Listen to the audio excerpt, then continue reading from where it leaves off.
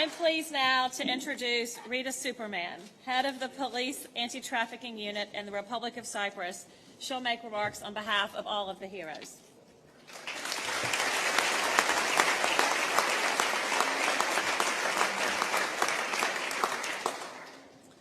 Thank you, Secretary Kerry. On behalf of all the 2016 Trafficking in Persons Report heroes, I want to thank you, Secretary Kerry, for this honor.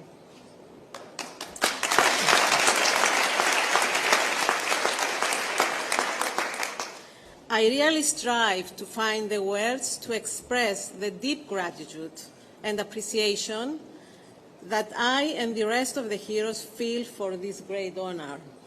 This day truly marks a defining moment in our lives, which we have devoted to combating human trafficking and protecting its victims.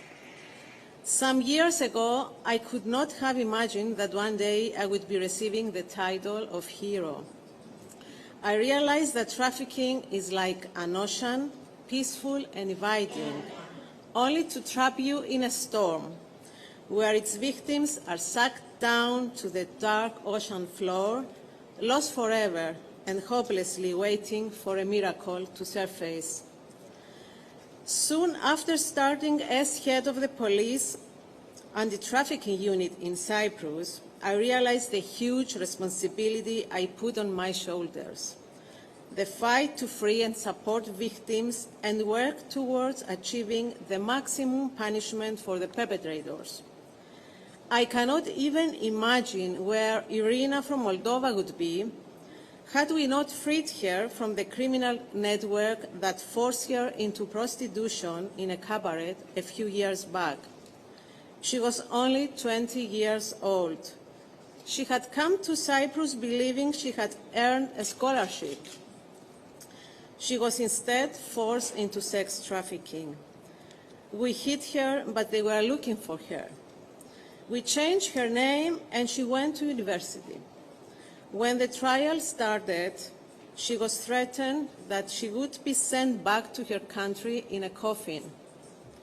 Unfortunately, the defendants were acquitted. This did not make Irina any less of a victim. Today, she has completed her studies and works for an international company.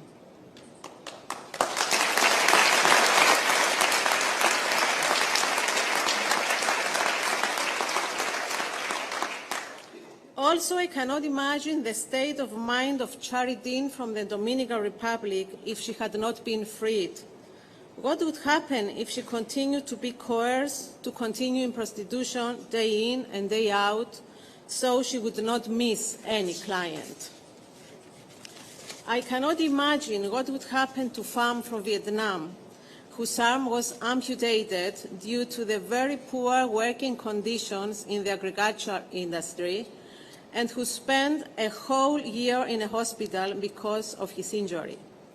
He was then arrested as an illegal immigrant, and only at that time came the recognition that he was a victim. Pham was a classic victim of labor trafficking. My fellow heroes and I could tell you hundreds of stories like these, stories that have left a mark not only on our careers, but also on our lives. Stories of human pain. From these stories, and also from the cruelty and greed of the traffickers, I learned not only to place myself in the shoes of the victims, but also to walk in them. We can all do more to make sure that we truly understand the experience of victims so that we can protect them.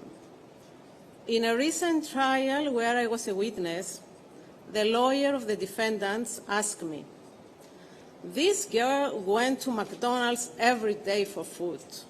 She could have sat down in the middle of the street and started screaming for help. Couldn't she have done this, Mrs. Superman?" I replied, "In your logic, she could. In hers, she couldn't." So we need to stop judging the victims by our own logic. We need to rid ourselves of our prejudices. Let's try instead to understand them and place ourselves in their situation. Only then we can truly help. Thank you.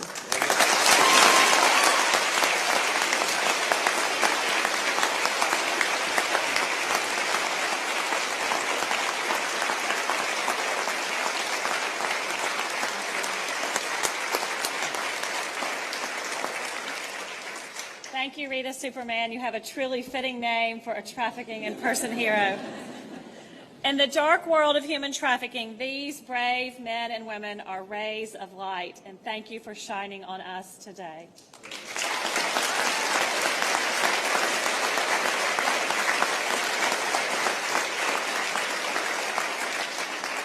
They are a source of hope for countless trafficking victims and a source of inspiration for all who strive to make the world a more humane place.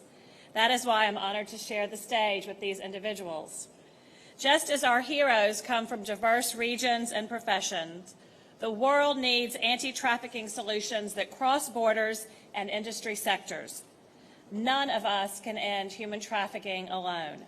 We need each other. Partnerships between NGOs, international institutions, and religious organizations, all of which are here today, galvanize the fight to end human trafficking. In my time as ambassador, I have witnessed the power of collaboration in these actions. I recently participated in the Vatican Summit on Human Trafficking, which focused on improving our legal systems by emphasizing humanitarian values and eradicating corruption. The summit explored the need for victim-supported services instead of punishments for crimes committed under duress. While Pope Francis has a unique ability to gather and rally diverse groups, leaders across communities, businesses, governments, and NGOs can likewise demonstrate the power of collaboration in fighting the scourge of modern slavery. The United Nations is also coordinating approaches to combat trafficking. In a historic session on human trafficking in situations of armed conflict, the UN Security Council called upon member states to bring justice to those who exploit others, proactively identify trafficking victims among vulnerable populations, and comprehensively address victims' needs. The Security Council meeting was bolstered by the brave and harrowing testimony of Nadia Murad, who escaped from slavery after ISIL attacked her village. Although Nadia's testimony and that of others like her exposes the human capacity for cruelty, I remain optimistic about the future. Optimistic that the world is more interconnected and proactive in fighting human trafficking than ever before. Optimistic that with help, survivors can move beyond this heinous crime. And optimistic that so many individuals here in the United States and around the world are united in combating modern slavery. While the challenges are daunting, we cannot forget that optimism is a job requirement for all of us who work in this arena. We join you in encouraging continued progress across prosecution, protection, and prevention of this crime, and look towards increased international cooperation and a new generation of heroes to keep our faith in humanity alive. Thank you all for coming today.